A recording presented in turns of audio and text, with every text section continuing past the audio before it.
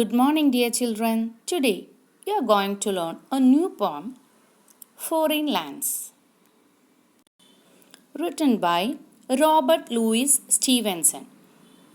He was born in Scotland and was a novelist and a poet who loved traveling. This poem is taken from A Child's Garden of Verses. Before getting to the poem, I would like to ask you a question. Have you ever climbed a tree? I know most of you might have climbed on trees, haven't you? When you climb a tree, what do you see? Yes, you see many things from there which you cannot see when you are down. Here in this poem, the poet is talking about a child who sees as he climbs to the top of a tree. The child finds them exciting. The child wishes to climb still higher. Let us read the poem and find out what he or she wants to see. Page number 74. Up into the cherry tree, who should climb but little me? I held the trunk with both my hands and looked abroad on foreign lands. The child climbed a cherry tree, holding the trunk of the tree with both hands and looked at view around. The lands that the child could see seemed to be strange as if from a different country. Up into the cherry tree. Now the child is on the top of the cherry tree and he is asking, who should climb but little me? He is asking, who is there to climb other than me? I held the trunk with both my hands. Trunk means the main woody stem on a tree.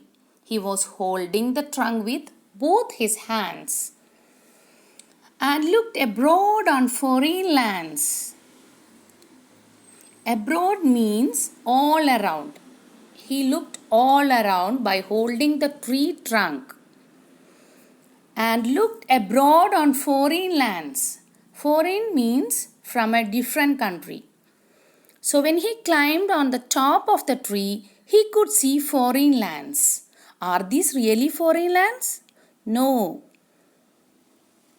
Then why does the boy say so?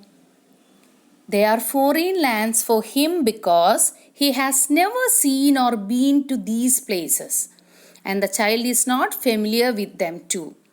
It seems foreign lands to him. That's why he calls them as foreign lands. Up into the cherry tree, who should climb but little me? I held the trunk with both my hands and looked abroad on foreign lands. Now, what does he see on the lands?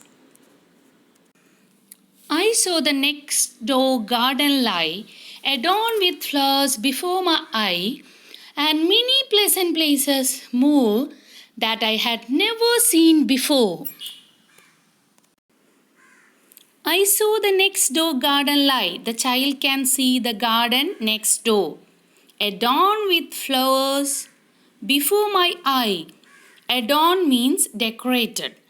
The child can see the garden next door which is decorated with flowers. And many pleasant places more. He can also see many other lovely places from up in the tree that I had never seen before. He can see many places from there which he had never seen before. I saw the next garden lie, adorned with flowers before my eye, and many pleasant places more that I had never seen before. I hope all of you have understood these two stanzas. We will continue the poem tomorrow. Thank you.